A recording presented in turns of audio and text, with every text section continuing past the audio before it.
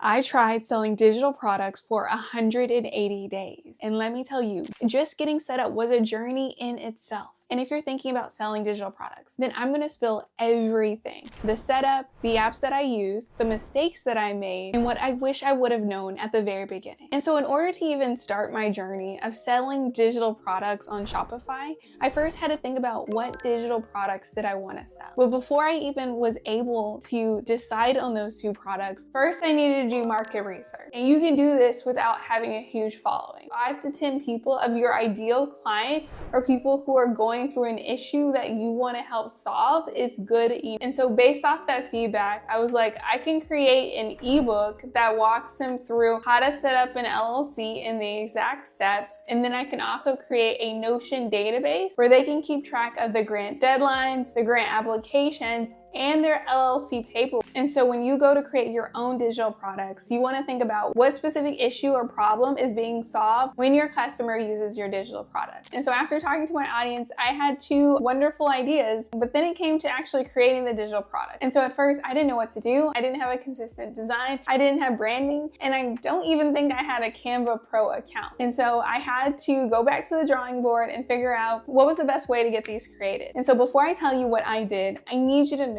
you can pay someone on Fiverr to create the product for you, or you can buy a done-for-you product with private label rights. And so I want you to know, no matter what your skill level is, you do have options. When it came to my own digital products, I had 2 different strategies. With the How to Start an LLC ebook, I decided to personally create it myself. I didn't just start from a blank canvas. I did use the magazine template in Canva. I also had downloaded over 20 digital products from other content creators on YouTube and Instagram. And so I personally recommend that you download digital products from your favorite creators and see how they create their own digital product. Now let's quickly talk about pricing. So when I was trying to figure out how to price my products, I looked at other content creators in the business niche. And so one creator specifically stood out as she was selling digital products in the business niche, just in a different category. And so she was pricing her products between $20 to $50. Little did I know that there was a better pricing strategy that I could have done, but I found out a lot later. And so I went in and priced both products at $25. Now let's talk about setting up the store. I thought it was going to be pretty easy. My confidence had grown after watching a couple of videos. I was like, this looks pretty simple. I can do this. And so I quickly hopped over to Shopify and started my $1 a month subscription. Little did I know, I was starting the Shopify store way too early. Yes, I had the concept of what I wanted to do for the digital product, but I hadn't actually created them yet. And so if there's one thing you take away from this video, I would recommend you create and finalize the digital products before you even start your Shopify subscription. Because once you start it, you're on the clock. And that $1 a month sign up subscription goes very fast. And so now I'm at the point where I need to pick a theme. And so Shopify has 5 or 6 pre-built themes.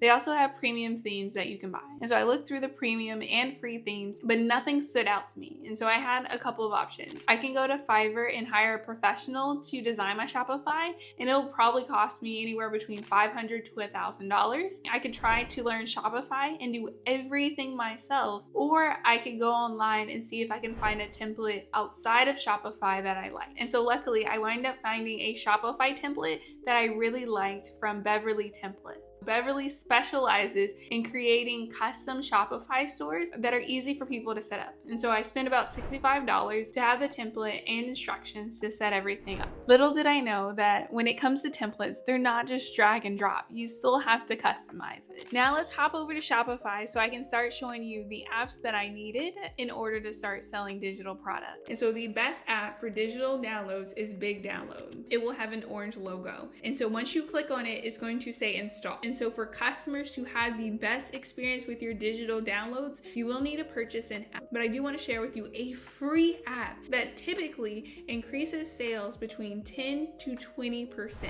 And that app is called Honeycomb Upsell and Cross Sell.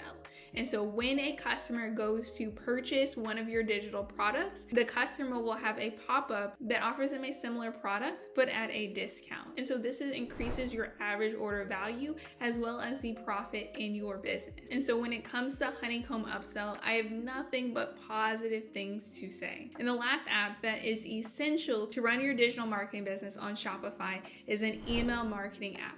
And so I would recommend Klaviyo, but it can get very expensive. A cheaper alternative is Shopify Email. And so as you see, it has 4.6 stars out of 5 with over 2,000 reviews. Now you know the apps that are essential for you to start a digital product business on Shopify. And so there were some issues that I never saw coming. The thing with Shopify that you don't know at the very beginning is that when you buy your Shopify subscription, that's not everything that you need. You're gonna need probably like 5 to 10 additional apps that cost anywhere between $10 to $20 a month. And so to me, those were hidden fees that I didn't initially expect with getting started with Shopify. And that's why I'm moving on. Found a website that does what I need Shopify to do, but it's a lot easier. And so I would say that Shopify isn't for everyone. And I know that people are going to come for me, but it's not beginner friendly. There's a lot of work and time that goes into properly setting up your store. And using AI tools that help you get the store created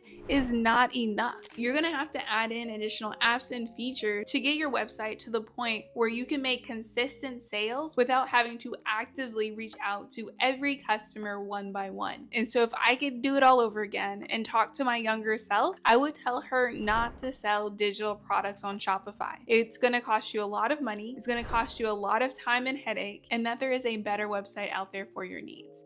And that website is Beacons. And so Beacons is that all-in-one tool that I thought Shopify would be. It has a straightforward web page for downloading digital products, and I could easily send emails to my customers. I can also send invoices to brands at no additional charge. That's not even including the additional AI features that Beacons offers. And I don't need to buy any additional apps that charge me money. It's one flat fee. And I can't say the same for Shopify. Personal brand, a link in bio, and website tool like Beacons works a lot better than Shopify and costs you a lot less. On the other hand, if you want to specifically focus on selling digital products online without showing your face, then Shopify is a good option and helps you build trust. And so while I don't regret selling digital products on Shopify, I would tell my younger self not to do it. I do have a lot more to say, but I don't want to make this video too long. Let me know if you have any questions in the comments below. Thank you for watching. Make sure to check out this video right here to set up your business correctly.